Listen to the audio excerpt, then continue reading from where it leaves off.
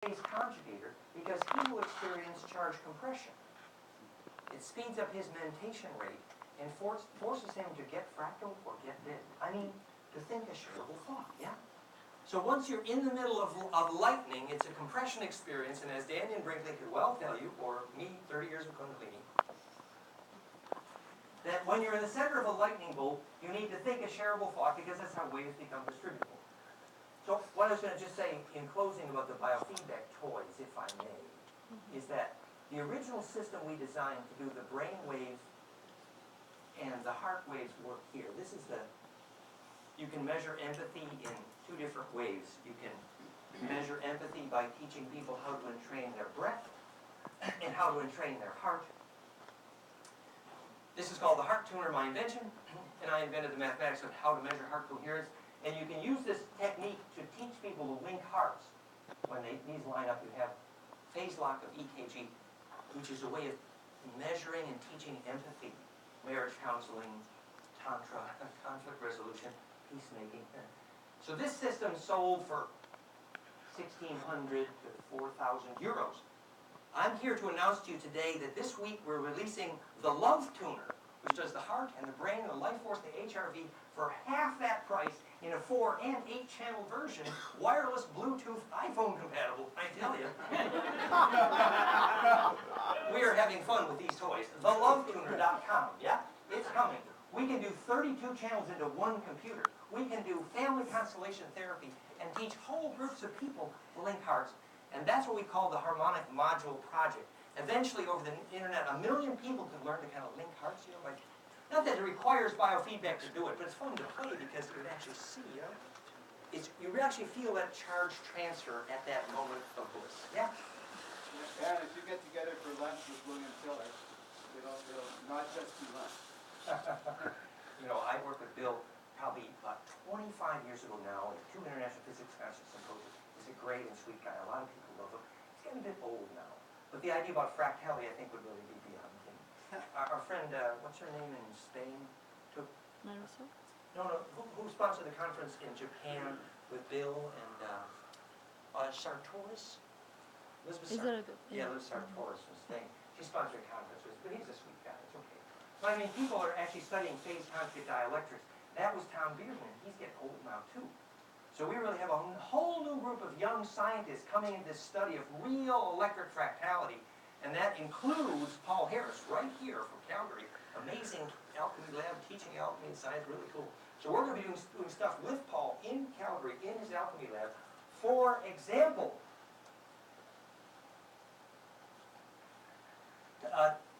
Tom Bearden wrote, 100 papers that a phase conjugate dielectric was the cause of consciousness. But I wanted to show you phase conjugate magnetics that, physics discovered optics, self-organization was phase conjugate. Then Tom Bearden discovered that healing was phase conjugate dielectric. And we've taken that a long way now. We've seen that. I have the book with me. It's called Seeds of Knowledge. And in that book they showed that if you take your seeds to Stonehenge or structures like that and just place them there in that electric field, you measure a dramatic increase in growth and germination. So we learned how to do that and make a phase conjugate dielectric. And we measured a 50% increase in germination. But then I discovered phase conjugate magnetics. And phase conjugate, with the help of actually Valerie, and also with the help of Joe cell in Australia, actually. But in phase conjugate magnetics, you probably can't see this, but just to give you a little flavor, normally these are magnets that are strong enough to hurt you. But normally, here's the North Pole in black. You probably can't see it, but that black tape on the North Pole. And the North Pole is so strongly attracted to the South Pole here that it can hurt me, actually. But if I take and turn this around and push the South Pole against the South Pole of this other magnet, you just wouldn't think it would go, would you? I can feel a tremendous amount of force preventing me from doing that. But if you understand the octahedral and phase conjugate nature of that repulsion, which is very, very, very strong, more stronger than I am, that if I get the octahedral angles correctly and do that rotation, now I have the two south poles of this magnet attracting, and I can't pull it apart. Wow. This is south, and this is south. And the two south poles are attracting right now, and I can't pull that apart. Okay? That's called phase conjugate magnetics, and I invented the term. Now, the fact is that the flux densities at the center of that cone, it's exactly like phase conjugate optics, that when you send water down this cascade, if you use a phase conjugating hydrodynamic to go into that, oops, sorry, rest. Born to be attractive. But no, if you send water through that kind of array, you can create healing. This is part of what our Fractal Breakthrough Technologies Conference was doing. So basically, here is some of the work we're going to be doing with Paul here in Calgary. That's the phase conjugate nozzle. Here is the phase conjugate magnets being demonstrated in the top left animation. I'm holding the magnet far from the computer now. Now here is, if you take a nozzle, and I designed this nozzle from this equation, you see on the left? That's an equation for implosion. I took that equation, did CAD-CAM, and I built that nozzle. And when I take that nozzle as an input device to this,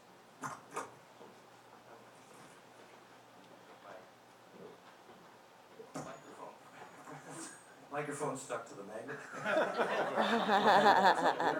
We're just so attractive. Right?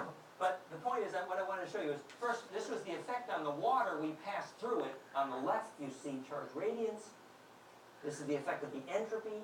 The entropy was lower in red, emerged from chaos. And this is the measurement of the growth of the plant fed with that water. It was a 328% increase in growth by weight, by measurement, by a PhD group. Do you see what that does? We're producing life because we know what life is. It's a fractal field. We can apply this. We can bring life back. When you pass water through there, the sedimentation rate should be great enough. We've seen examples in Australia, sewage water, sediment, drinking water here. Yeah? The mechanism of this principle, I explained briefly. You know how if you take a gold atom and you put it in the Ark of the Covenant, what happens? The gold atom becomes stable in the monoatomic state called ormes, mana, the spice. It's the origin of Holy Communion. So this capacitor here, sometimes called the Ark of the Covenant, and we have a little animation here just for fun, just to make it dramatic, I suppose. But that the gold atom became stable as a monoatom, and that, I'm missing a picture. And this was a phase conjugate dielectric, the Ark of the Covenant. It was an electric generator designed for the production of gold powder. But there's a spark gap there. It's a phase conjugated. And what happened is that allowed the gold atom to become stable as a monoatom. And that's the point. That what allowed the gold atom to be stable as a monoatom is the same thing that allowed the water molecule to become stable as a micromolecular cluster. In other words, the water was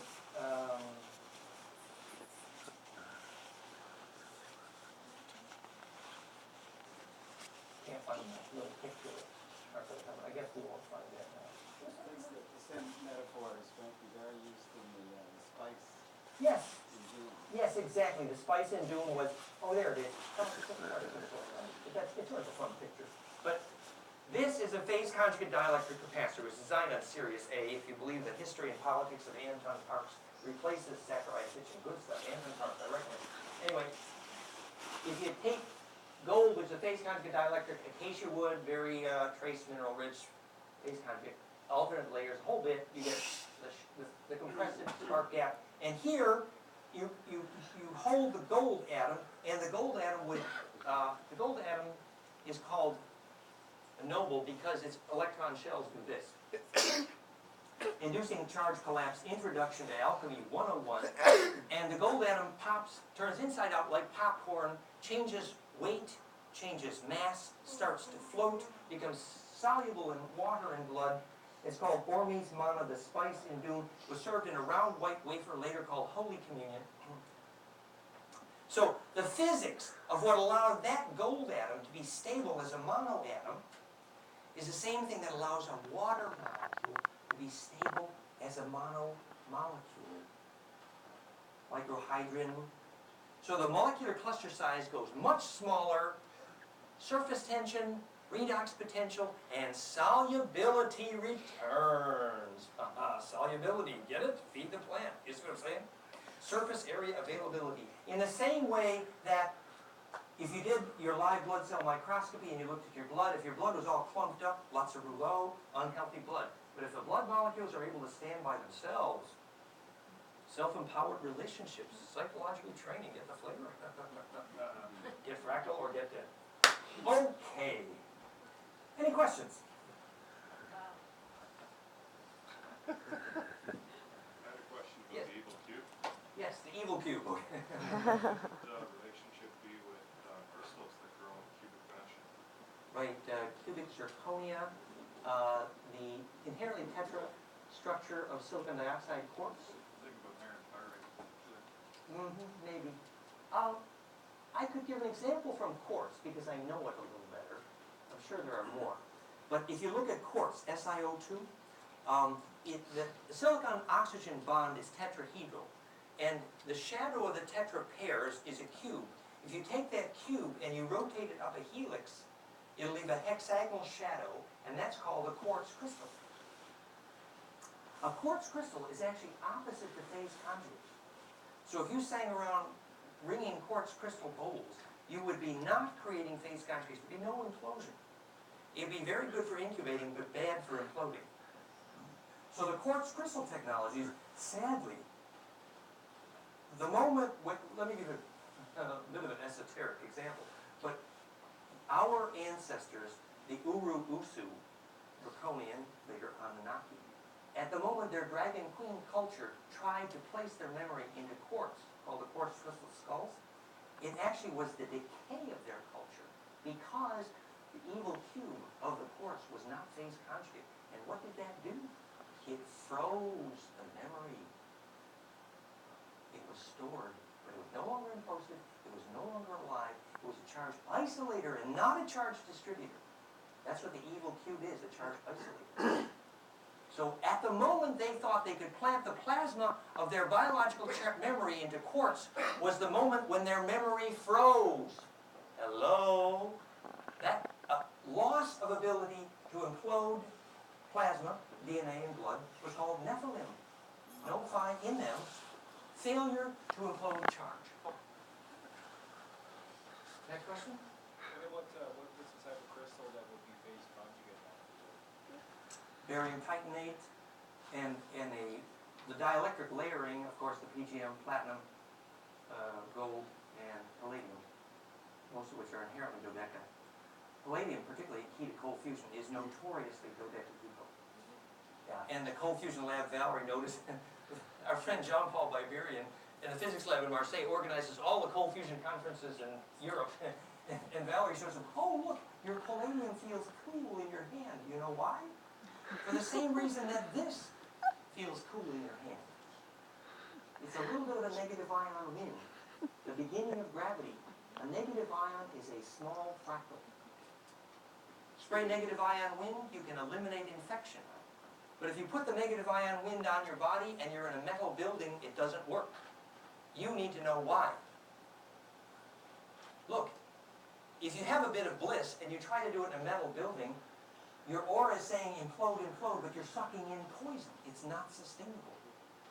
But if you do negative ion wind or bliss in a building made of biologic material, then your aura can implode and get fractal. Another practical example, people like in Australia with metal roofs, they limit their dreaming because their plasma can't breathe through it. You see why? This is an introduction to the physics of biological architecture. Next question, yes? Conceptualization and perception coming together. What happens when you take concepts and organize them in sacred geometry? Yeah. That's the idea, that if you were to understand the origin of alphabets truly, you'd understand the origin of ideation. matrix of Agni, matrix of fire, imagination. So, in effect, here, sorry, I'm close to the speaker there. But if we look at what's happening in the origin of symbol, I took that spiral on that donut, and I changed your point of view. So your answer was, if you arranged your thoughts as images in your mind in the right sequence, would you in fact implode? Would you become charged radiant? And the physics is, this is what the origin of symbol was designed to do. Practical example. When a Hebrew rabbi visualizes a sequence of Hebrew letters to make a golem, what he's doing is he's focusing one at a time on a sequence of plasma residue, which is the shadow of an electric field. Aleph, Beit, Gimel, Dalet. If you animate that golden mean spiral on the torus, which is self-organizing in the 7-color map, and then I animate the rotation of that plasma in the symmetry, which is the origin of light and life, that what self-organizes is the Hebrew alphabet using only the tetra as the index. I should have set this on repeat. That was my fault.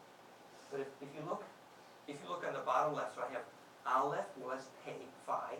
Here's Aleph, Beit, Gimel, Dalet, Pei, Pi.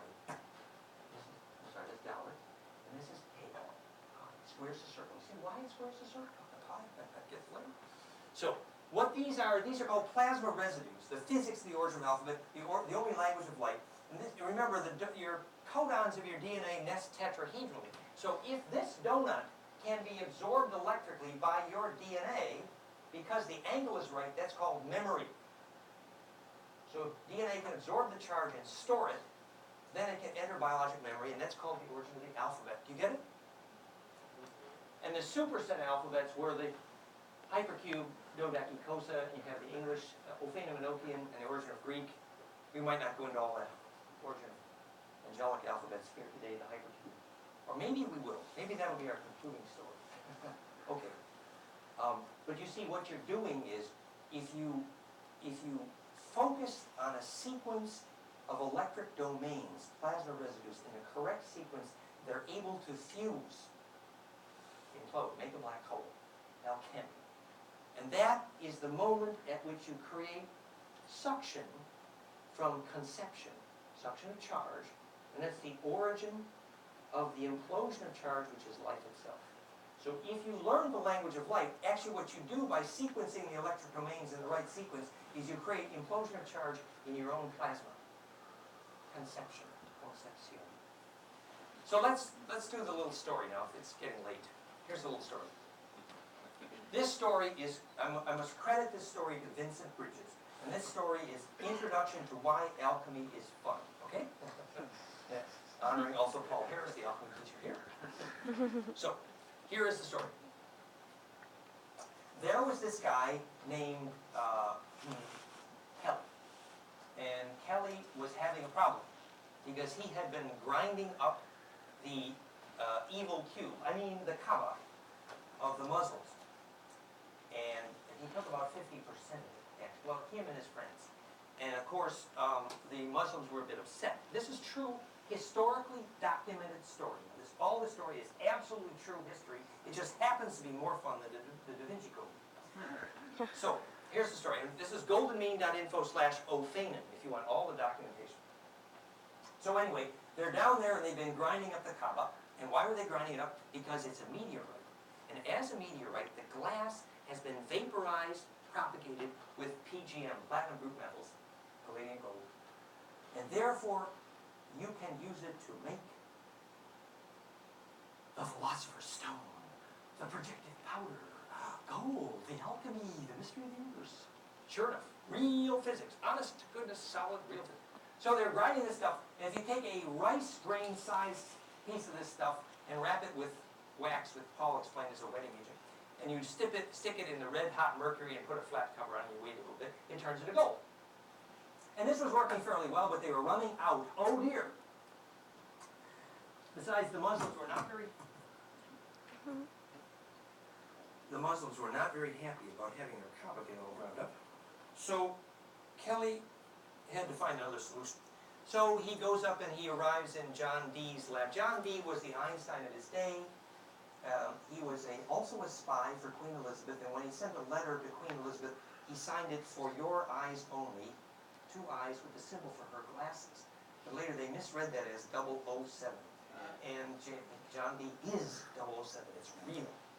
So anyway, John Dee was there, and he was the Einstein of his day. He wrote hypercube physics. We should show some of the pictures of this.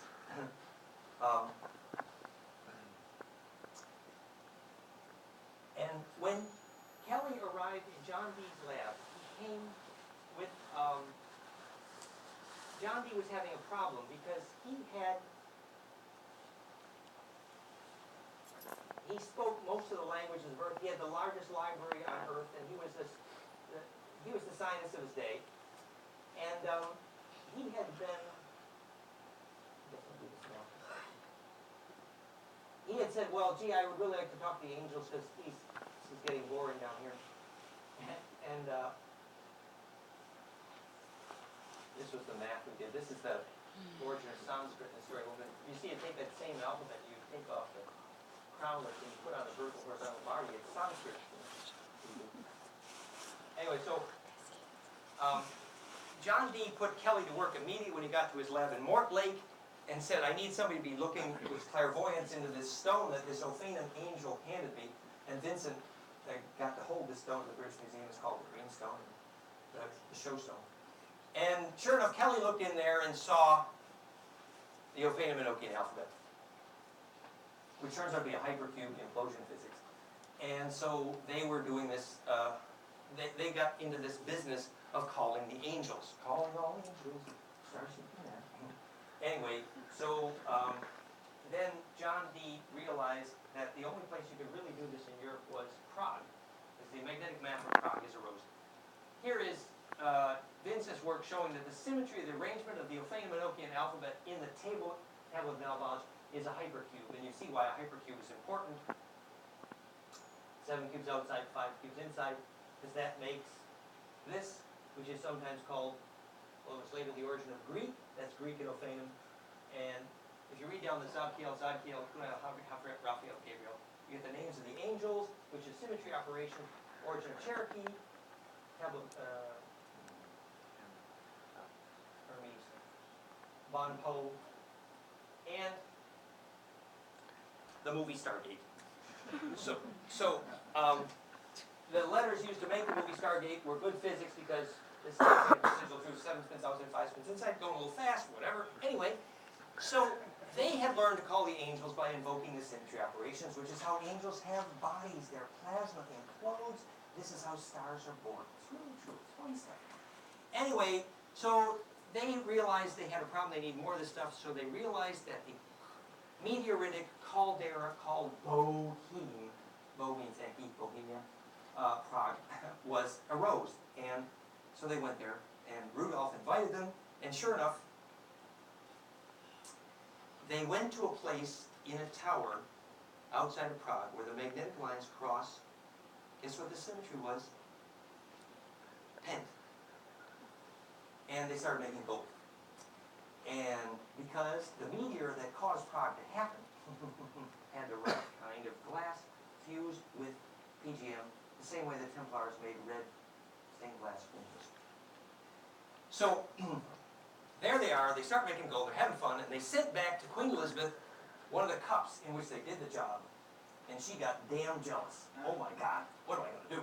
So she sent her next most expensive spy, a guy named Francis Garland. Hundreds of references in John Dee's well-documented historical notes, and now Vincent has come up with the new movie screenplay. Extensive academic references which are proof that Francis Garland is William Shakespeare. You got it. It's real. Real story. This is I tell you, it's better than Da Vinci Code. Anyway, so she dispatches Francis Garland, who really is William Shakespeare, who's a young, talented writer, over there to Prague to spy. Gets there, he learns the physics of alchemy.